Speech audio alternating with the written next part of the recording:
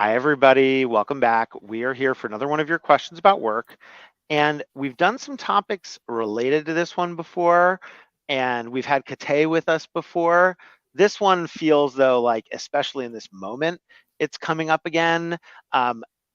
So for folks who are here for the first time, I'm Roy, startup investor in the future of work. We take your questions about work.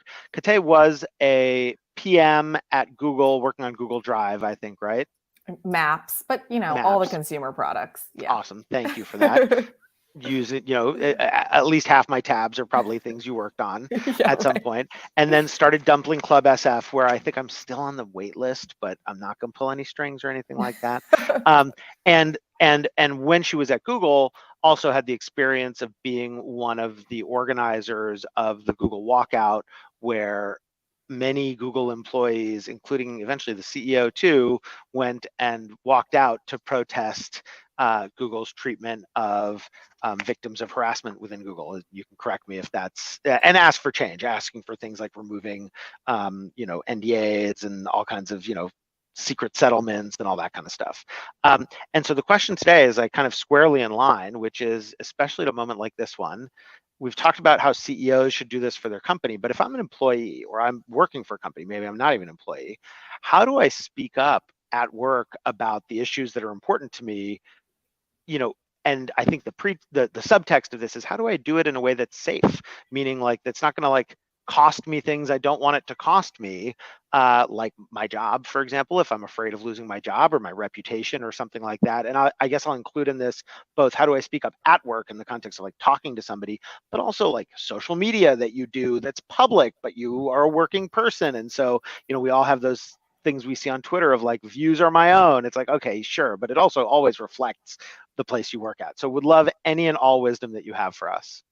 Yeah, this is huge, and it's huge on so many levels because right now there's also a lot of pressure to speak up. I get this a lot where people say, "Oh, you run a dumpling business. Are you doing something about Asian? Are you doing something for Asian Heritage Month? Are Right, you?" totally. And I would say like it goes through all levels of the company. So I'm and all levels of a business. So I appreciate that you've done a CEO a CEO spotlight. But really now there are so many leaders at a company. Should my kitchen manager speak up about something? Should the lowliest person at the bottom be able to speak up about something? So, um, and the way that I tend to go about it is really saying that if you're going to say something, make sure to say something that's related to your own personal experience. So, for example, let's take Asian AAPI month that's now going on right now.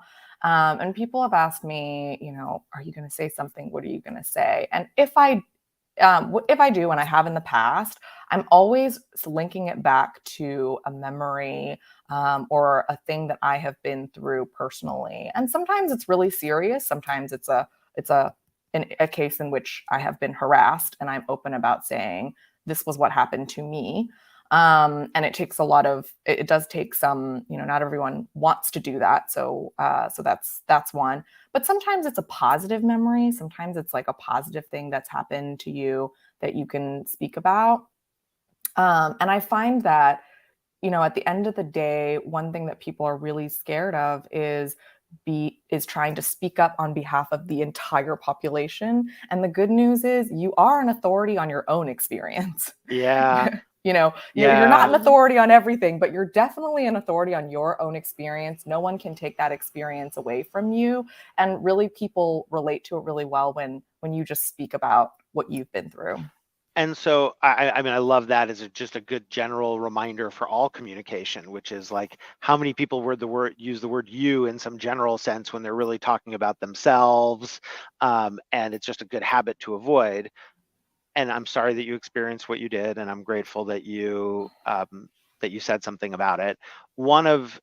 This raises the point I was going to ask you about, which is one of the challenges can often then be for allies who are, like you know, have wanted to speak up on behalf of folks who I am not a member of that group. And so I don't have any license to speak to that group's experience. And so, I think there are ways of doing it, but I'm curious, when you've felt that desire to speak up about an issue that might not be one that personally affects you, but that you care Mm-hmm. about, how do you Mm-hmm. do that and stick to the lens of your own experience? Yeah, that's a great question. And this has come up for me time and time and again. For as a recent example, there's been a lot going on in the news about abortion rights, and my husband is a white man who leads a team that is 75% women. And he asked me, he said, "Do you think I should say something? Do you think I should speak up?" I mean, I think I do And too, by the way, but anyway, sorry, keep going. yeah. Do you think I should reach out? What should I say if I reached out? And it was just so wonderful that he asked me. And so that is the start, which is you are not I the love authority that. on an issue. So why don't you go talk to someone Who is an authority?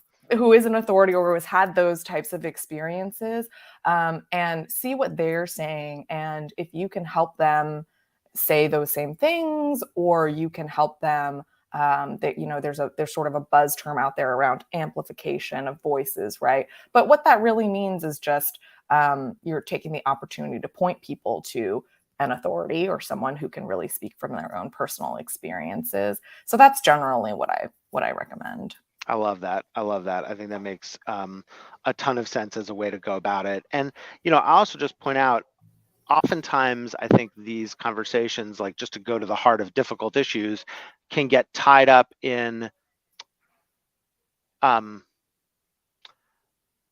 tests of whether people feel good enough at work. And especially in Hmm. environments where there's a lot of people with progressive politics, I think people who Mm. often I hear often from people who feel pressured to speak up about something where they may not feel confident. And so I guess one question is how that relates to this is how do I decide when not to speak up about something? Everybody seems to be saying something about X. Does that mean I need to say something? How does that work? Yeah, that's a great question, and that's the flip side of it, which is, and I've written about this before. So, for example, I when last year when the Atlanta shooting happened, and I saw that everybody was posting stuff about it, and I I posted that I wasn't ready to talk about it, and that if you were feeling like me and also feeling like you're not ready to talk about it, then don't talk about it. And I think that just goes again back to that was my personal experience. My personal experience was that I was struggling with it. And so the only thing that I talked about was my struggle. And people really responded positively to that. And I think again, it's just because you're only an authority on your own experience. Yeah, and I think that what touches that to me too is, you know, I don't think there should be an expectation. Well, I'm using passive voice. Let me speak for myself. I don't expect people to speak up on issues unless they feel personally moved to do so. And Yeah. some people just their bar for speaking up on something is a lot higher. They're just much more private. And that I don't take that as a reflection of like, well, you only care if you speak up. I do think there's cases where ethics compel somebody to speak up, like if you witness somebody receiving harm and you're silent about it, well, then you're complicit in it because silence is consent. But in that context, but I think these are the really tricky challenges, and especially when it gets overlaid with political differences.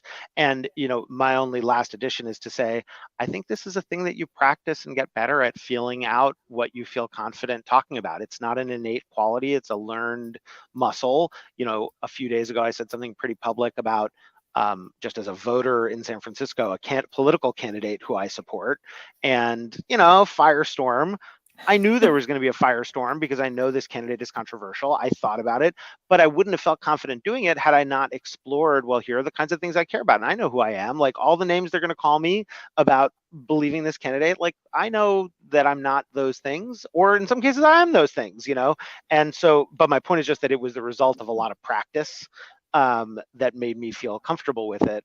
And I think this is a thing where, the the way to get safer is sometimes, try a little bit more, see what you feel, see what you think, and see when you feel compelled.